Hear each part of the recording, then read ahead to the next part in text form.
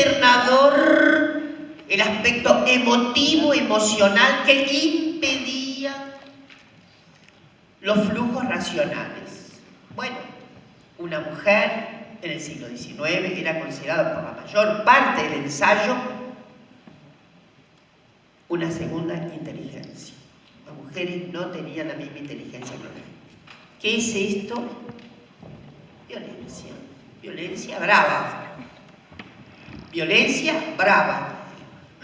Había un ensayista francés, muy reaccionario él, desde luego, pero no era una voz aislada, que se llama Le Bon. Ahí les voy a contar dos configuraciones de pensamiento. Una es Le Bon en Francia, que dice que, bien analizado, por supuesto, además está todo el programa darwiniano. Darwin no tuvo la culpa que su programa se convirtiera en esto. Le Bon decía, la inteligencia de las mujeres es claramente inferior a la de los primates superiores. Y hay que ver todavía. Comparada a la inteligencia de algunas mujeres parisinas, por ahí un orangután es más inteligente. Entonces, esto lo decía, no lo dijo, ha pasado siglo y poco más. Había otro eminente profesor norteamericano, que se llamaba el Dr. Clark, que era médico metido a pedagogo, también en la misma época, que solía decir que era inexorablemente claro que las mujeres no podían estudiar matemáticas ni otras disciplinas muy abstractas. ¿En nombre de qué? De salvar la fecundidad humana. Porque si las mujeres se atragantaban con esas ciencias, estallarían sus ovarios.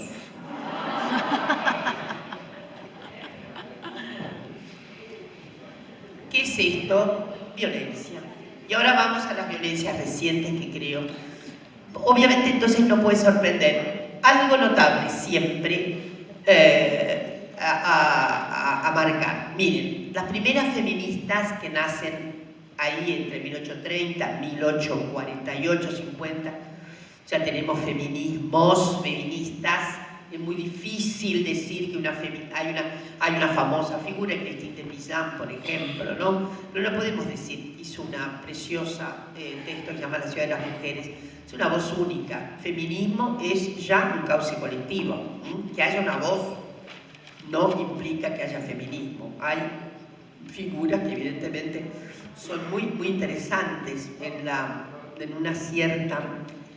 Olympe de Gouges, ¿no? Olympe de Gouges, una extraordinaria, clarividente, prefiguradora del feminismo, pero va a morir en la horca, como otras, pero no teníamos todavía una cantera feminista, teníamos unas voces.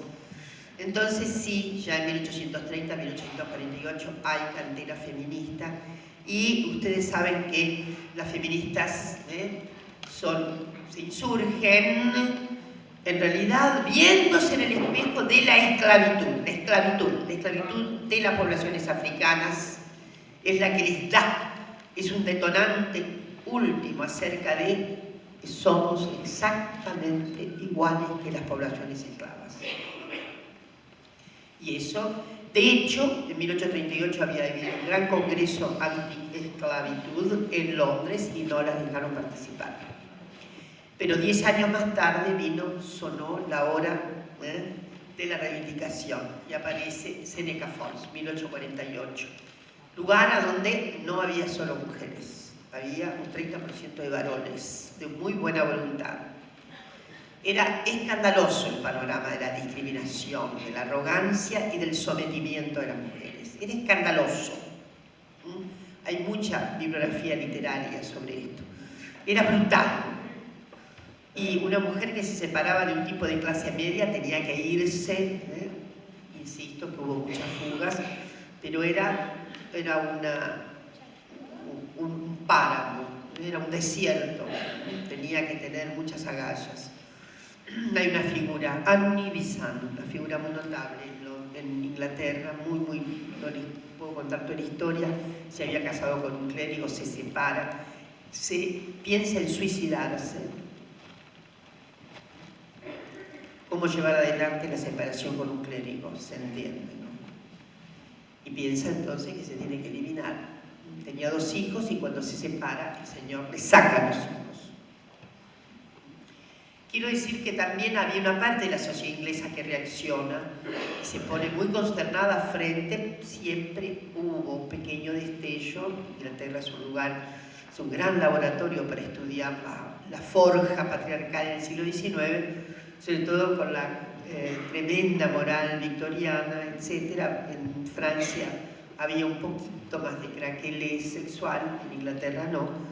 Y alguna parte de la sociedad, una mínima parte, se sintió muy tocada con la brutalidad del clérigo que le sacó los hijos a Anne Besant. Entonces había que tener un erguimiento extraordinario de la subjetividad y la resistencia. Entonces, no me quiero perder, pero las feministas entonces tuvieron al principio una agenda de derechos que podríamos evocar en los siguientes puntos. Reforma del Código Civil para salir de la ominosa inferioridad y sujetamiento al marido. Derechos políticos, conseguir los derechos políticos. La tercera, conseguir la igualdad en materia de derecho de educación. Esto es fundamental. Y podría decir una cuarta, en que las mujeres pedían que el Estado las reconociera como madres. Ustedes saben que, por esto, la clave de ese primer feminismo es el maternaje.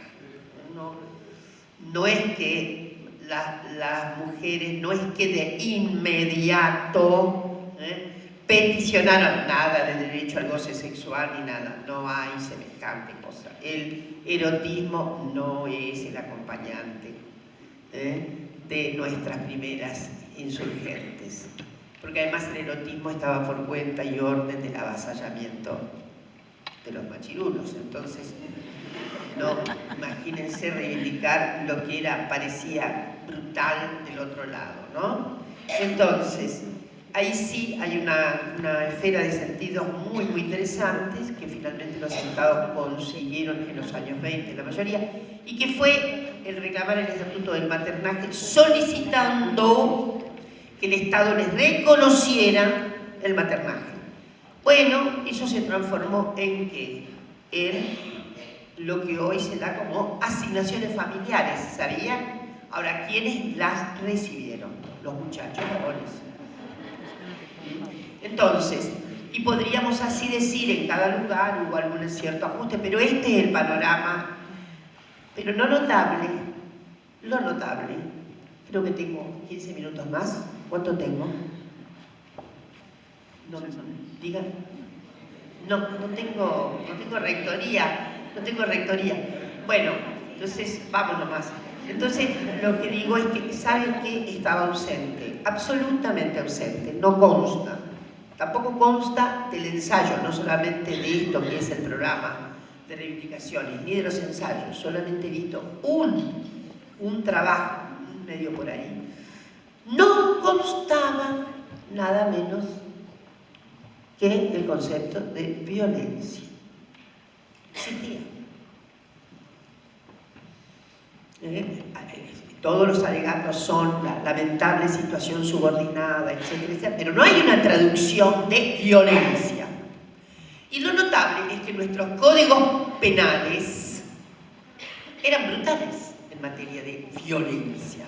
Primero, nada menos sí, en eso sí cifraban mucho la diferenciación que se hacía entre adulterio masculino, adulterio femenino. Adúltera era ella, adúltero él, siempre que se confirmara con continuidad el amancebamiento. Miren ustedes, ¿no? Y eso sí lo discutieron mucho.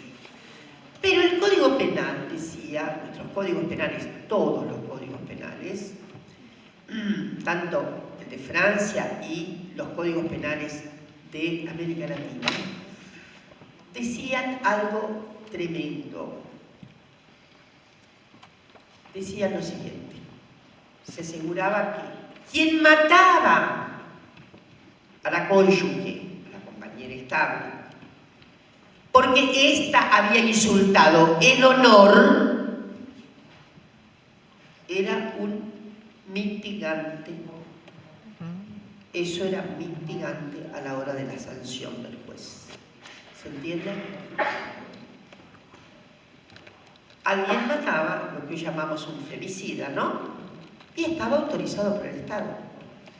El Estado, en realidad, le autorizaba el homicidio por honor o por dolor. Un padre que veía desgarrado que la hija se había ido fuera de la casa, vaya a saber con qué atorrante, y la mataba, a eso se llama crimen por dolor. Y el Estado da anuencia a esa muerte. Disminuye claramente la pena. Bueno, yo me tomé feminista por el Código Penal, así. Lo he dicho muchas veces, cuando había ocurrido un homicidio tremendo de una mujer muy bella, society, de esas mujeres que aparecen en Caras, etcétera, etcétera, de alta sociedad minera, a quien su compañero, en nombre de no sé qué, el adulterio, etcétera, le desarrajó una serie de tiros en la playa de Bucios, y Mariangela Diniz fue hostigada brutalmente por todos los medios respecto de su desenfreno sexual. Se la había buscado, en términos muy brutales. El tipo era un playboy, y al tiempo viene el juicio y el señor abogado que toma la causa era el más prominente abogado penalista de Brasil, impresionante. Me encuentro un día en la televisión con una joven, le hace la entrevista y le pregunta al señor abogado cómo iba a ser la estrategia de defensa del homicida. Y el tipo, muy suelto de cuerpo, dijo, muy sencillo: legítima defensa del honor. Lo que ustedes hacen ahora me pasó a mí, ¿no? Fue escandaloso para mí. Dije, esto es impresionante. El tipo la mata y el Estado, el tipo va a salir libre porque está defendiendo el honor. Miren, qué escabroso. El Estado, y eso que las mujeres eran menores de edad, tontas, lilas, bueno, nosotros conseguimos nuestra primera gran modificación del Código Civil en 1926, bueno, Brasil había conseguido un cierto estatuto de igualdad jurídica de las mujeres, pero la rémora era esta, ¿no? El Código Penal seguía insistiendo en que, fíjense qué notable, de segunda categoría, a pesar de que jurídicamente éramos iguales, pero las mujeres seguimos en la segunda categoría. He aquí que esa segunda categoría, sin embargo, era la que le daba sentido visceral al honor del Estado. Miren ustedes, interesante, ¿no? La maniobra. O sea, el Estado nos tiene bajo caución, ¿no? El honor, finalmente, se lo damos nosotros al Estado. Honor sexual, dígase, no otro, ¿no? La palabra honor ha significado uno de los territorios más devastadores en términos de violencia. Entonces, ustedes saben que una de las primeras reformas del Código Penal en Argentina, gracias a las feministas, fue que se obtuvo la modificación de la caracterización de delitos contra el honor. Los delitos sexuales eran delitos contra el honor y hoy son delitos contra la integridad sexual. Miren el cambio notable. ¿Por qué? Porque la palabra honor, y una podría decir todavía, esto no lo vamos a discutir hoy y lo digo con mucha responsabilidad, ustedes saben que la violación sigue siendo de reserva. La afectada, solo el afectado puede denunciar la violación. Es todo un problema, porque hay como una reserva honorífica, ¿está claro? Y es complicado, pero otro día debatimos sobre esto. O sea que alguien asiste a una violación, la ve, y no puede denunciarla a menos que convenza a la víctima de hacerlo, lo cual es un problema. Obviamente en los delitos de lesa humanidad las cosas han cambiado porque se ha testimoniado no estando presente la víctima. Y los jueces han aceptado. Han interpretado que la voz de la víctima está en la voz de alguien que dice yo vi, yo supe. Y la primera persona ha ganado un lugar extraordinario en la jurisprudencia de lesa humanidad, ni les digo, y también en nuestros procedimientos judiciales. Porque la primera persona, no hay otra prueba más que la voz de la primera persona, la voz que dice, a mí me pasó esto. Y el juez tiene que tomar sin otra prueba. ¿Por qué ustedes dirán sin otra prueba? Porque para eso hay procedimientos de interpretación acerca de la logicidad del testimonio, de la manera en que se presenta, del modo en que se reitera. Y no es necesario que se repita 20 veces tamaña y brutal, sombría circunstancia en la vida. En los delitos de lesa humanidad, desde el 2010, la violación por obra de las grandes transformaciones en la jurisprudencia internacional, desde 1991, gracias a una jueza muy perspicaz que actuó en el Tribunal de la Haya y frente a los crímenes cometidos tanto en África como en la guerra de los Balcanes, de las Balcanes,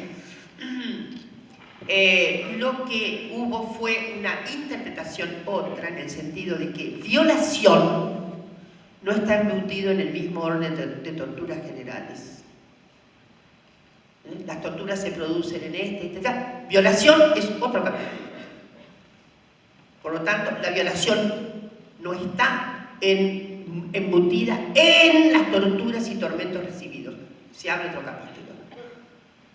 Por lo tanto, un violador en las condiciones de cautiverio, de seguridad, etc., significa que va a ser juzgado aparte por la violación. ¿Sabían eso? Y eso se constituyó también en jurisprudencia en Argentina. La primera situación que fue la de Marta García. Marta García es la única sobreviviente de las noches de las corbatas, chupada y llevada a una base militar aérea en Mar del Plata. Su violador fue la única sobreviviente. Fue finalmente detectado gracias a un anónimo que ella recibió y pasó el juicio, porque ella es testimoniante del primer juicio, y luego se reabre, etc. El individuo se llamaba Molina y recibe una pena, no me acuerdo si de 20 años, por los tormentos, y luego ella abre un juicio particular en el 2010. Y el Tribunal Oral de Mar del Plata fue el primero que sancionó a Molina con esta nueva versión de la jurisprudencia. Y le dieron 25 años. Es una parte. Recientemente, ustedes habrán sabido, el año pasado, los juicios de La Perla, La Ribera, ocurrió lo mismo. Hubo sanción aparte para la violación. Ahora, es evidente que nosotras tenemos en reserva la cuestión de la violación porque en muchos casos inclusive no fueron las propias afectadas, sino quienes testimoniaban con relación a tamaña injuria recibida en un campo. Desde luego cambió muchísimo la óptica general, no solo de la justicia, no solo de los aparatos de la justicia, también cambió completamente la percepción de las afectadas y de quienes estaban en torno a las afectadas. Y voy a decir por qué. Porque ser violado en un campo de concentración pasaba por, bueno, con tal de ganar un poco más de vida, lo hace.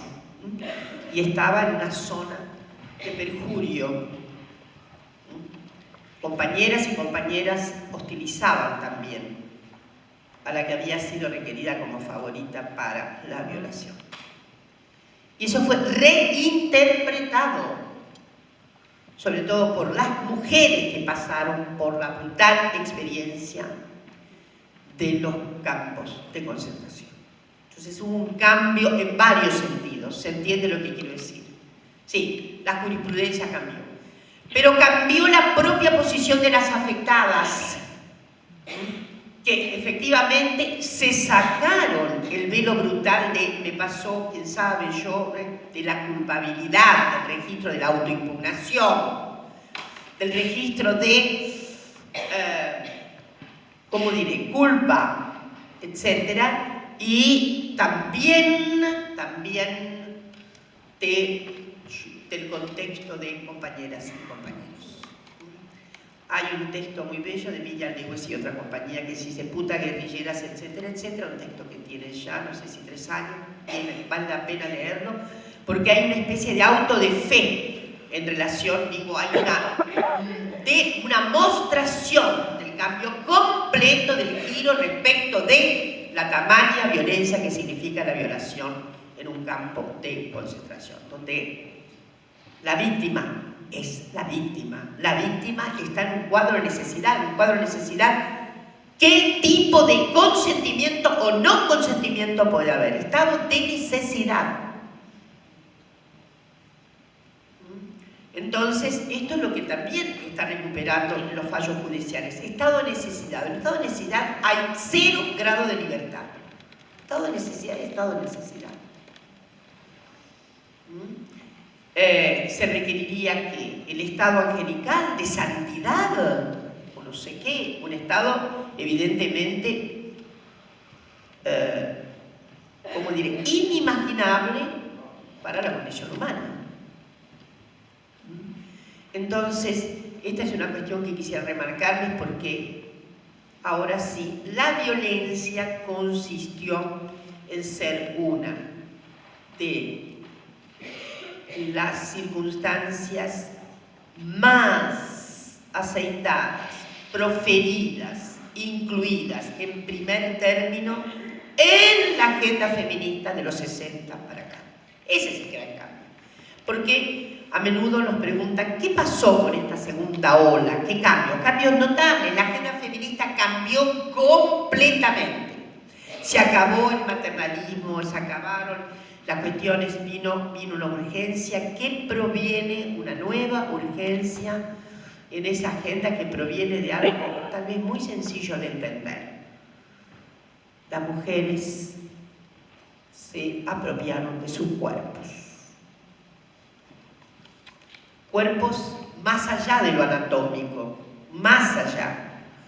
Cuerpos afectados, cuerpos simbolizados por la violencia patriarcal, símbolos arquitectados en esa violencia, símbolos internos. No era solamente el cuerpo en su magnitud material, anatomía, fisiología, tripas y eso, no. El cuerpo reinventado para nosotras, no un cuerpo en sí, un cuerpo para nosotras. Yo creo que si se entiende bien que esa formulación es decisiva para efectivamente responder ya en forma completamente integral a la idea de patrimonialidad de los cuerpos femeninos por parte de la población, de los grupos, de toda entidad masculina. Una renuncia absoluta a seguir siendo el bien de uso y a menudo el bien de cambio, ¿no? De nuestra entidad personal con relación a la parte masculina de nuestras sociedades. Esto es lo que pasó.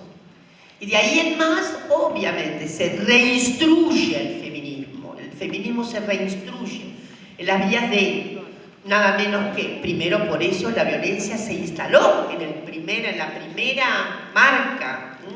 De hecho, podemos recorrer el feminismo en la Argentina, recuperada la democracia. ¿Cuáles fueron las primeras leyes? Primero la revocación de ese estúpido, horroroso artículo del Código Penal, haciendo integridad y no honor. Imagínense el cambio que hay. Integridad y no el honor, y hay una referencia a la integridad psicomaterial, ¿no? Se revela también en las primeras leyes, aunque demoraron un poco porque hubo mucho de violencia doméstica. Obviamente, una apreciación primero muy fundada en violencia doméstica, violencia de quienes estaban cerca. La idea de que el ser niña implicaba riesgos, todos los riesgos de sometimiento, abusos, tentativas de abusos. Bueno, y las marcas brutales que la violencia patriarcal deja en las configuraciones, desde luego familiares y de sociabilidad, como la educación, de sociabilidad ampliada como es la educación. Entonces, esto me parece que es central, y a propósito de eso se pudieron regimentar las agencias de las otredades sexogenéricas. Siempre decimos que si bien no todas las feministas fueron tan amigables con los movimientos gay, sí, obviamente había una entrañable relación íncita de movimiento completamente de cobertura, sobre todo a las feministas lesbianas, que de esto además antiguamente no se podía hablar. Del régimen de la primera ola feminista, estas no eran cuestiones que pudieran aventarse por ahí. Y bueno, es cierto que la relación, una relación, digamos, de reivindicación de marcas de orientación, otras en las mujeres, en algunos lugares fue más rápido, en otros lugares demoró más, en algunos lugares creó bochinches enormes. Hace poco he estado recuperando los bochinches que se armaron en 1975 a propósito del el famoso convocatorio del Foro Internacional de las Mujeres, que fue en México. Uy, no saben los debates paralelos respecto de las posiciones lésbicas por parte de algunas figuras inclusive muy entrañables y muy interesantes en el campo de los derechos humanos generales, pero que no entendían nada, absolutamente nada todavía, de estas reivindicaciones fundamentales de los derechos humanos de las mujeres. ¿Se entiende lo que quiero decir? Bueno, tenemos que hacernos cargo de todo, porque si no, no seríamos... Tenemos que hacer una historia feminista auténtica, en la que se pinte lo muy claro y también lo oscuro, porque hubo debates fuertes.